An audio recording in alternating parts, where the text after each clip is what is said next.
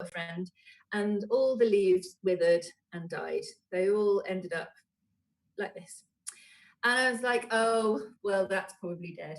And I put the pot in the corner of the garden where it was shady, and sort of forgot about it. It still got watered. And then this week, this happens. It's alive, it's growing. It's alive and it's growing, and I felt God say, yes, it's in my time. The things you've discounted, the things you thought were hopeless, I can still make good. And all 5 of these cuttings are alive, which has just amazed me, because you don't normally expect 5 of 5 to live when you do cuttings anyway. And so I just really feel really strongly that God is saying, I can make good from things you have abandoned, things you've given up on.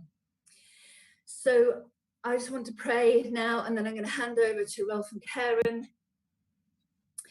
So Lord, today in me, would you grow again the things of you, the part of me that you have, the part of you that you have put in me, the image of you that lives in me. Would you renew that today? Help me focus on eternity. And for those that I meet, that you will do the same for them. Amen. Okay, let's hand over to Rolf and Karen.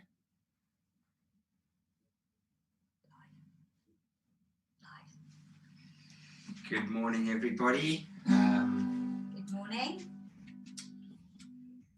God's love is amazing. It's steady and unchanging.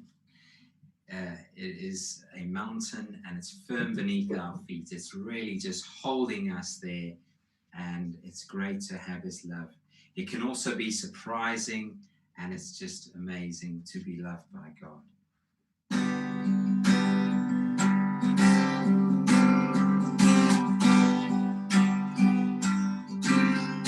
Your love is amazing, steady and unchanging. Your love is a mountain firm beneath my feet. Your love is a mystery, how you gently lift me when I am surrounded. Your love carries me. Hallelujah, hallelujah, hallelujah. Oh, your love makes me sing. Hallelujah, hallelujah, hallelujah. Oh, your love makes me sing. Your love surprising. Your love is surprising. I can feel it rising. All the joy that's growing deep inside me. Every time I see you, all your goodness shines through. And I can feel this God song rising up in me. Sing it out, Dayspring. Hallelujah, hallelujah, hallelujah. Oh, your love makes me sing. Hallelujah, hallelujah, hallelujah. Oh, your love makes me sing. Your love is amazing. Your love is amazing, steady and unchanging. Your love is a mountain firm beneath my feet. Your love is a mystery, how you gently lift me, Lord, when I am surrounded. Your love carries me. Hallelujah, hallelujah, hallelujah. Oh, your love makes me sing. Hallelujah, hallelujah, hallelujah. Oh, your love makes me sing. Hallelujah, hallelujah, hallelujah. Oh, your love makes me sing. Hallelujah, hallelujah, hallelujah. Oh, your love makes me sing.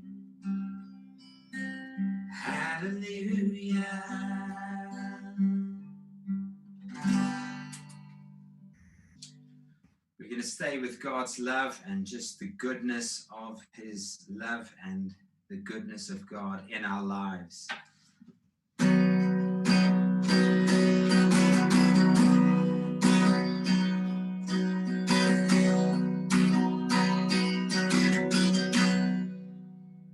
I love you, Lord. Your mercy never fails me. All my days I've been held in your hands. From the moment that I wake up till I lay my head, I will sing of the goodness of God. All my life, all my life you have been faithful. All my life you have been so, so good. With every breath that I am able, and I will sing of the goodness of God. I love your voice. I love your voice.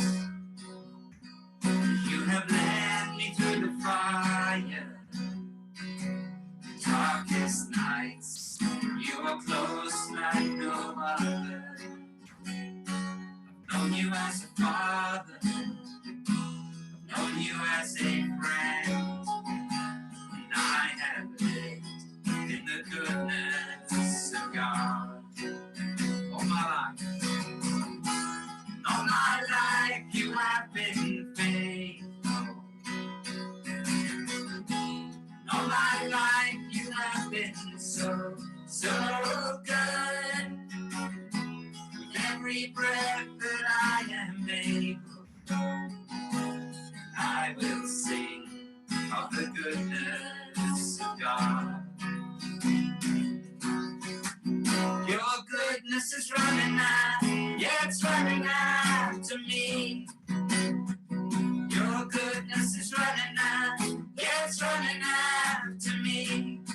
With my life laid down, surrendered now, I give you everything. Your goodness is running out, yeah, it's running out to me. Sing a Dayspring. Your goodness is running out, yeah, it's running out to me. Your goodness is running out, yeah, it's running out to me. With my life laid down, surrendered now, I give you everything. Your goodness is running out, yeah, it's running out to me. All my life you have been faithful. All my life you have been so, so good. With every breath that I am able, I will sing of the goodness of God. Yes, I will sing of the goodness of God. Once more. Oh, I will sing of the goodness of God. Yes, Lord. Yes, Lord. You are so, so good.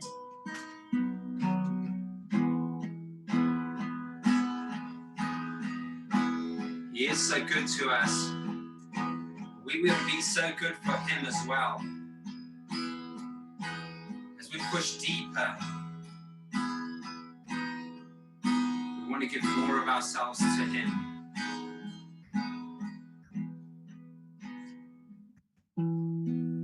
I'm laying down my life, giving up control, never looking back. Oh, I surrender all, living for your glory on the earth. This passion in my heart, this passion in my heart, the stirring in my soul, to see the nations bow to know I'm living for your glory on the earth. I'm laying down my life. I'm laying down my life, giving up control, never looking back. Oh, I surrender all, living for your glory on the earth.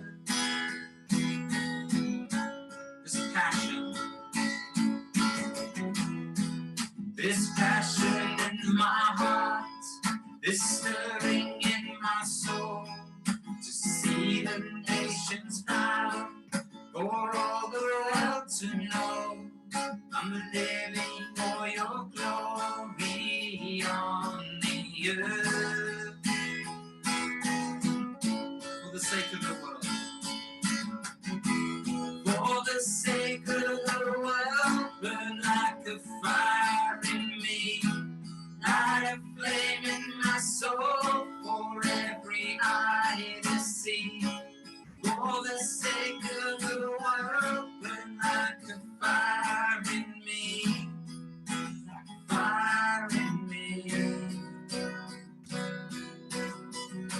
For every need to bow down, for every need to bow down, for every heart to believe, for every voice to cry out, burn like a fire in me, for every tongue to confess, you alone are King, you are the hope of the earth, burn like a fire in me, burn like a fire, burn like a fire, burn like a fire in me, burn like a fire, burn like a fire, for the sake of the world, for the sake of the world, burn like a fire in me, light a flame in my soul, for every eye to see. For the sake of the world, burn like a fire in me, like a fire in me. Father, we do want to just burn for you. We want a light to shine to all those we know. When they look at us, they see you.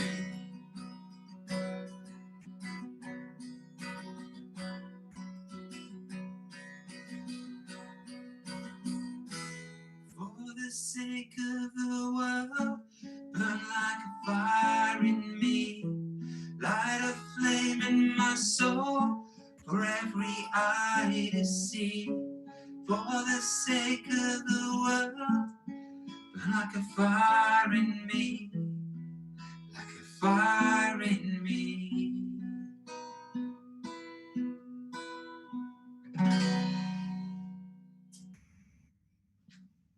Yes, Lord. Burn like a fire in us, Lord, each and every day. Thank you, Lord, for being with us. Thank you, Lord. Amen. Okay, so now we're going over to Roy for this week's kids' story.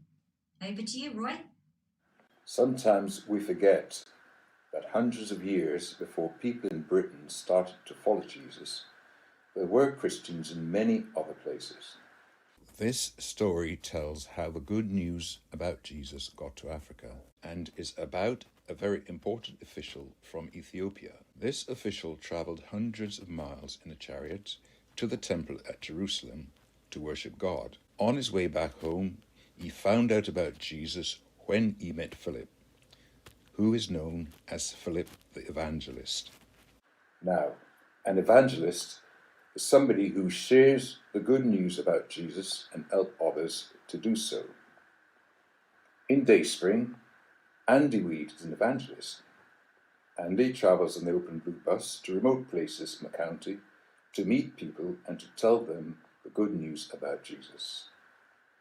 Philip, though, had to walk from place to place to spread the good news, although on the day I'm going to tell you about, he did get a ride in a chariot. Now an angel of the Lord said to Philip, "Go south on the road to the desert that goes down from Jerusalem to Gaza." On his way, Philip met a man from Ethiopia, a country in East Africa. He was a very important official in charge of all the queen's money. This man had gone to Jerusalem to worship God. He was now on his way home, and as he was sitting in his chariot, he was reading the book of Isaiah the prophet from the Bible. The Spirit of the Lord told Philip, "Go to that chariot and stay near it." Then Philip ran up to the chariot and heard the man reading Isaiah the prophet. "Do you understand what you're reading?" Philip asked. "How can I," he said, "unless someone explains to me?" So he invited Philip to come up and sit with him in the chariot. The official asked Philip, "Tell me, please, who is the prophet talking about? Is he talking about himself or someone else?" So Philip began with the page he was reading and told him the good news about Jesus. As they travelled along the road, they came to some water. The official said, "Look, here is water. What can stand in the way of my being baptized?" So he gave orders to stop the chariot, and both Philip and the official went down into the water. And right there and then, Philip baptized him. The official who was in charge of all the queen's money was now following Jesus and was very, very happy. The man got back into his chariot and he carried on with his long journey to Ethiopia and East Africa. He was rejoicing all the way. Now, wasn't that a great story? You can read it in the Bible in Acts chapter 8. Thank you, Rolf. That was lovely. Not Rolf, Roy. Sorry, too many R's going on here in my head. Thank you, Roy. It was lovely to see you as well. It was really nice. In fact, I was just thinking how lovely it was to see some people on Friday at the Zoom pizza night. This Friday really brought it home to me again, how you really don't have to enjoy pizza to enjoy pizza night. But we were just all together, and some people were having pizza and some people were having something else. And then Andy and Phil were making their pizzas as we were talking, which was really nice.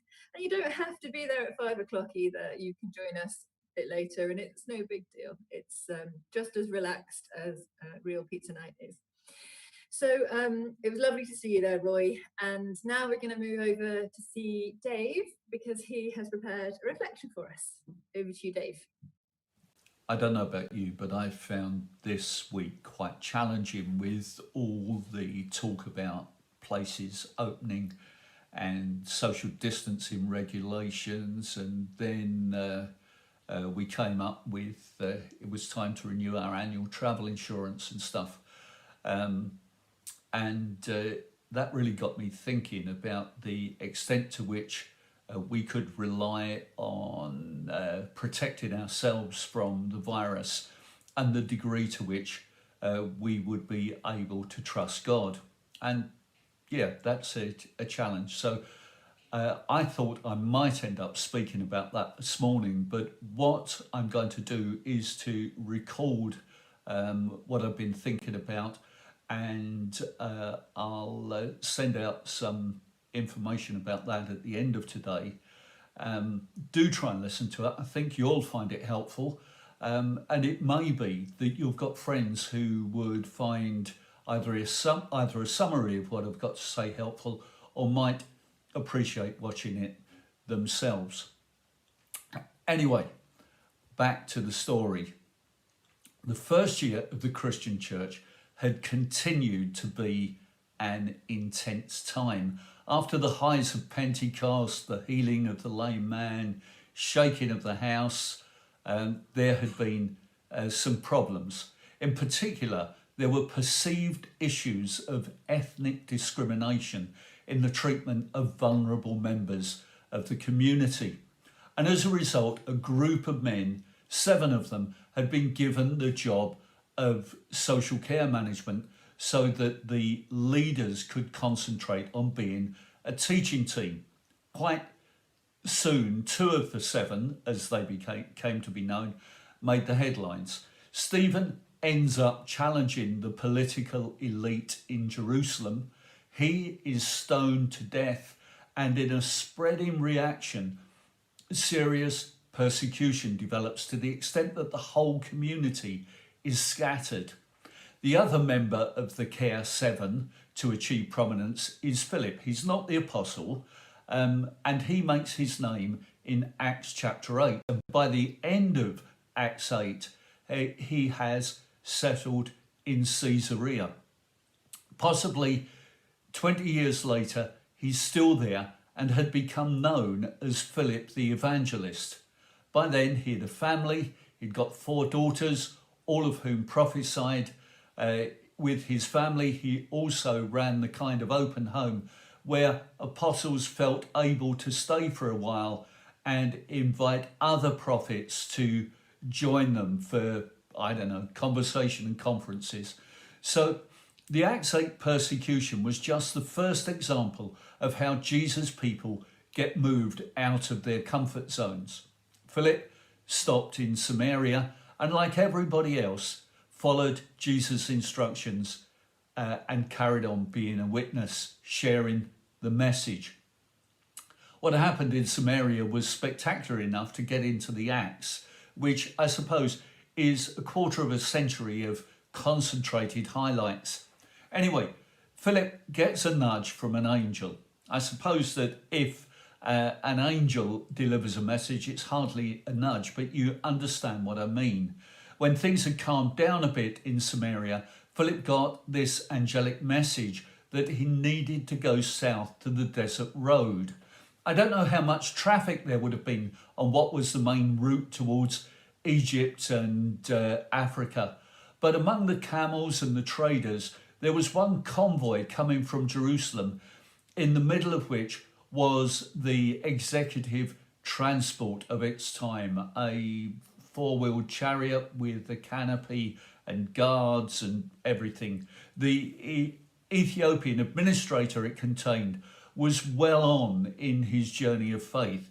He'd been to Jerusalem to scope out what the Jewish faith had to offer. Now he was on his way home. He was exploring further and reading the book of Isaiah. Philip is told by the Spirit to go and stay near the chariot. Note that this time, his second point of spiritual direction, he doesn't get a message from an angel, perhaps away from the excitement of church planting in Samaria, he was cultivating his ability to listen to God.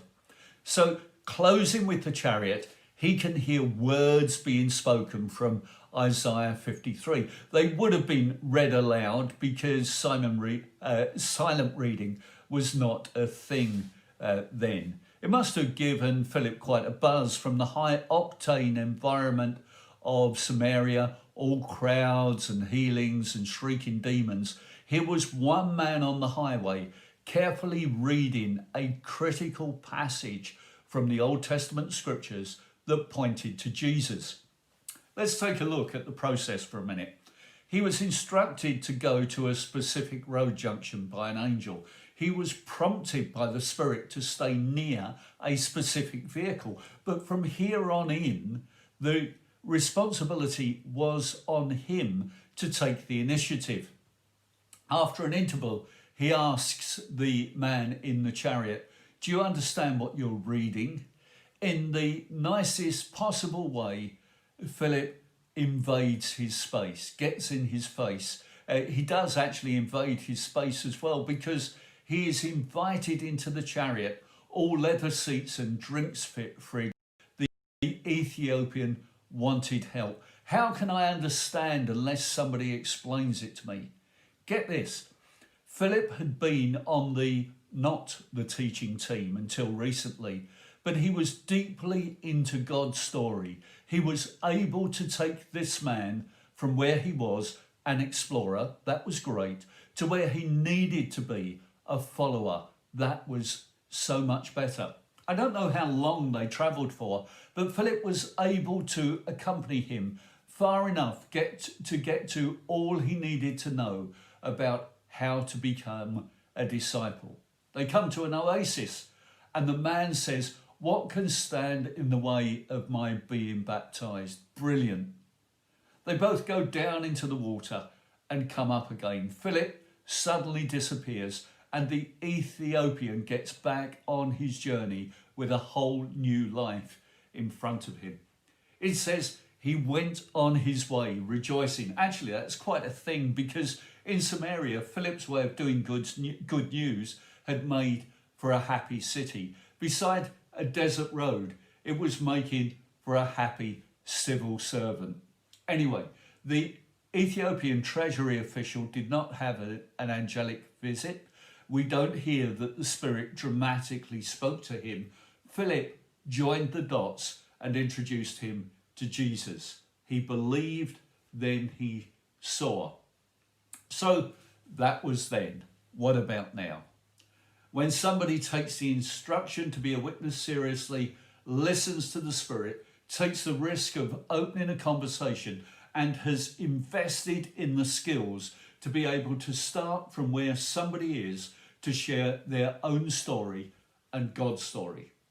Let's start by sorting the story out, getting some framework. David Sandberg and I have been reading a book by a guy called Mark Greenwood, who suggests that there are 3 big steps on the way to becoming a disciple. He's from the Elim denomination, which founded their work in the very early part of the 20th century on tent meetings. That worked in an environment where people already knew the gospel story. And my granddad was one of those who responded to an altar call almost 100 years ago. For him, the personal change was dramatic, but he already knew the facts of the good news.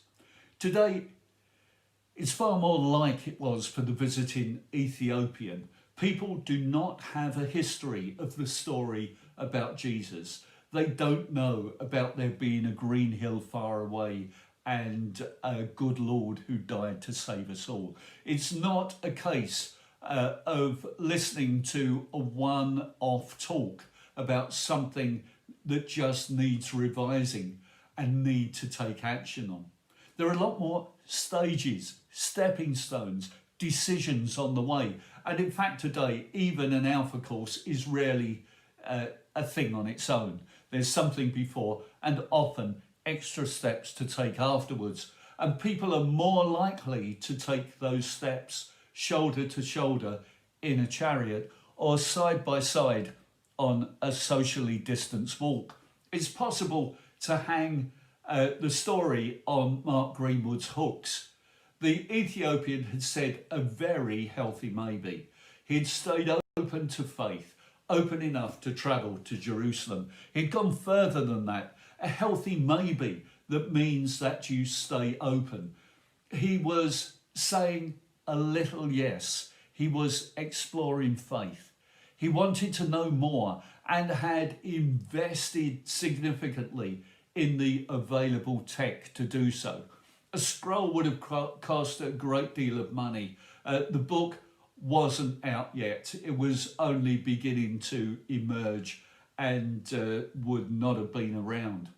Philip was going to get the guy from the little yes that he had made by opening the scroll to the big yes of following Jesus. Here are a couple of takeaways, things to chew over the next few days for you. What could you find out that might help you help people who you know and who you come across to explore faith? Second, could you be asking God whether he wants you to connect more deeply with people, some of whom are already your friends? Sometimes it's awkward to recognize that the first people that God will lead us to are already our friends. Ask yourself, how much do you care about your friends? What is the quality of your friendships? You know, being minimally friendly involves being easy to chat to and not much more than that. Doesn't go deeper. Being a good friend involves making a stronger connection. Having a strong friendship with somebody is bound to include sharing the things which shape our lives, ensuring our well-being. The most friendly, best friendly thing you could do this week is to be a good friend and to be open to people about what's really and deeply important to you and keeping you going these days. Research a couple of years back suggests that a significant percentage of people would like somebody to talk to them about Jesus. In the present circumstances, that percentage has got to be going up rather than going down. Could you take a real push from me this week? Can you think about, can you really call somebody a good friend if you don't chat with them about things that matter most deeply? I know it's a bit 90s, but wouldn't it be great if your best friend could become a best friend forever?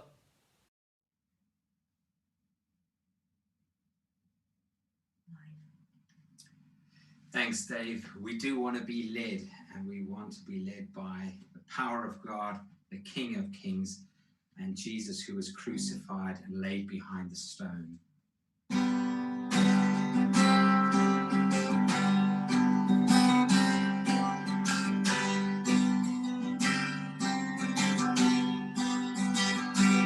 Above all powers, above all kings, above all nature and all created things, above all wisdom and all the ways of man, you were here before the world began. Above all kingdoms, above all thrones, above all wonders this world has ever known, above all wealth and the treasures of the earth, there's no way to measure what you're worth. Come on, Karen. Crucified, lay behind the stone, live to die, rejected and alone, like a rose trampled on the ground, took the fall, and you thought of me above all. Come on, Dayspring, you're sitting down, stand up now, let's worship. Above all powers, above all powers, above all kings, above all nature and all created things, above all wisdom and all the ways of man, you were here before the world began. Above all kingdoms, above all thrones, above all wonders this world has ever known, above all wealth and the treasures of the earth, there's no way to measure what you're worth. Come on, Dayspring.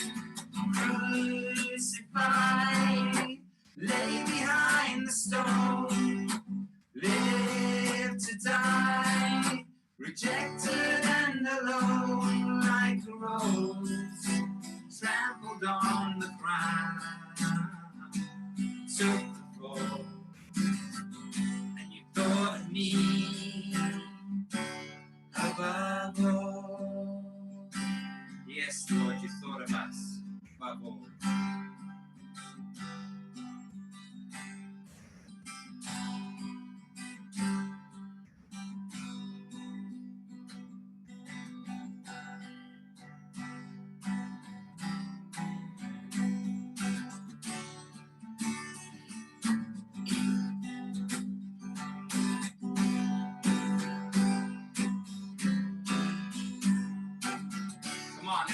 Let's sing.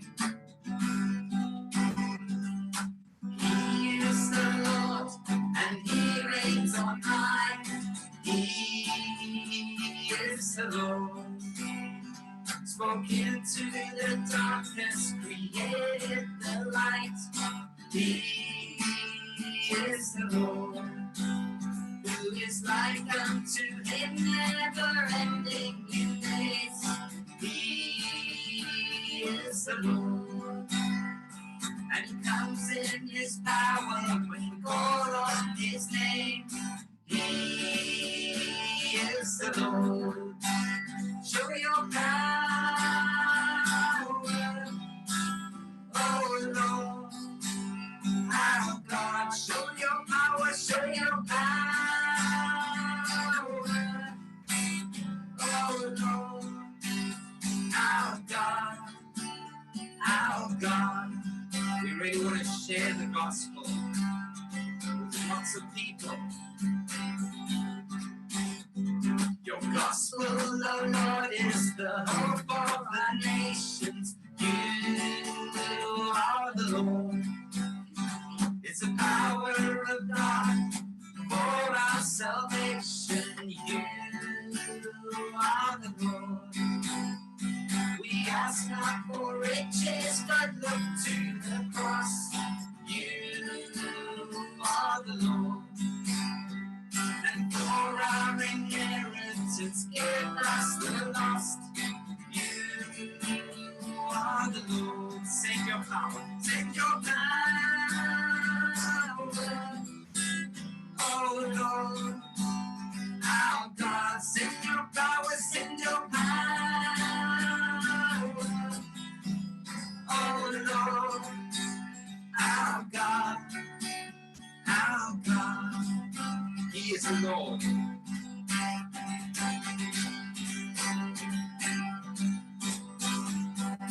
He is the Lord, and He reigns on high. He is the Lord, spoke into the darkness, created the light. He is the Lord, who is like unto Him, never ending in days. He is the Lord, and He comes in His power when we call on His name. He is the Lord. Show your power, oh Lord, our God. Show your power, oh Lord, our God. Show your power, show your power, oh Lord, our God. Show your power, show your power, oh Lord, our God, our God. Let's talk of the gospel. Let's share that gospel. Give us the opportunities, oh Lord. Your gospel, oh Lord, is the hope of the nations. You are the Lord. It's the power of God for our salvation. You are the Lord. We ask not for riches, but look to the cross. You are the Lord. And for our inheritance, give us the lost. You are the Lord. Send your power, oh Lord, our God. Send your power, send your power, oh Lord, our God, our God, our God. Yes, Lord, you are God. Almighty God. Amen. Amen. Right, we're going to join Andy now for his report on Oaken Blue. Over to you, Andy. Hi Church, I'm going to give you a report on how Open Blue's been doing over the last few weeks of lockdown with our activities and our changes that have been going on. So first of all, as lockdown happened, we were doing 5 different youth works, and we were doing Thingley for the travellers, and we were also doing a weekly event with the army families up at Lavington in their drop-in centre. So immediately lockdown happened, we couldn't do any more youth work, and we've not really had any contact with the youth since then, because we don't take personal details, we don't know exactly where they live or anything like that, and so that's been quite a shame really. But we are looking to work with the local Youth for Christ chap, Steve Dewar, and seeing if we can actually have a plan for September if we can't use the bus then. But going back to the communities, what we did was we decided we would put out some craft activity packets to Lavington, to the Wellington Place estate there of the army families, and then also to the Thingley travel site. But within a week or so of actually beginning to work on that, we discovered that there was another travel site nearby, which we did know the people on, and got a signal really, I think, that we could be able to take the packs there as well. And then also contact came back up from the Laycock, the Caution Road estate there, and the bus used to go there, and well, we just re-established contact, and we've been taking the packs there since then. The interesting thing that's happened as we've taken the packs is, as I deliver them, first of all, I get more chats with people as I go around. I'm meeting the whole family, not just the kids and then the mums, but I'm meeting dads as well. Been thoroughly welcomed everywhere we go. People have been really appreciative of it. The other thing is that it's been more personal. We've actually been tailoring each pack to each family size, whether they're girls and boys and how old they are and things like that. I think that's really been appreciated as well. Also, you know that Pop-Up Church operates in Welly Place and a little bit wider than that as well, with ex-army families. That's sort of started to be expanded as I've asked people if they've got neighbours or friends who they actually want to give the packs to, and so that's begun to happen as well. So more people on Welly Place are getting that. Also, Pop-Up Church is beginning to gather itself together a little bit. We've got a WhatsApp group, and that's been good. But one of them suggested that we met on Zoom, and we've had our first Zoom meeting last week, and we've got another one planned this Sunday evening, and tonight, and so that's going to be really good. So quite a few things have been happening, and really quite excited about the different things that have just been growing really, and the opportunities that have happened. So although life has been very difficult in some respects, and the bus is not going out, there are other things that are happening that are pushing us forward, and we're having some conversations. I did have an interaction with one of the communities. When I got there, I was identified as somebody who would pray. They asked me if I'd pray for somebody. Well, it was a bit of a joke really, because they were winding the guy up, but it's good to be recognised as somebody who will readily pray for people. And then we had some further conversation and chat about faith issues and religion and so on and so forth. So I felt that was really opening up, and that's a good thing. So yeah, it's difficult, but also there are opportunities, and I think we're exploiting some of those opportunities. Thanks for listening, guys. Have a good day. Thank you, Andy. That was lovely to see that report. We continue to pray for you and for those communities that you're in contact with. So that's important stuff. Okay, so I'm just going to finish off the meeting now by reading you a blessing that we read to each other on the morning prayer thing that we do on Zoom every weekday morning. I don't want to keep, I'm going to keep saying, because I think it's really great. Really feels like community on there. If anybody else wants to join us, you're really welcome. There's a lovely core of lovely people that we pray with every morning. It varies a little bit from day to day. I can only do 2 days a week, and some other people similar. So you don't have to commit to every day. But if you want to join us for morning prayer at 20 to 9, then contact Sue or David Sandberg. So I'm just going to read you this blessing. I love this blessing. We read this as part of the things that we do every day on the morning prayer, and it gets me excited about what might come today, what might happen today, about going out. But it also gets me excited about when we can be together again. And I'm really looking forward to when we can be together again as a whole community in one actual physical place. So yeah, so I'm going to read you this blessing. This is from the Northumbria community website.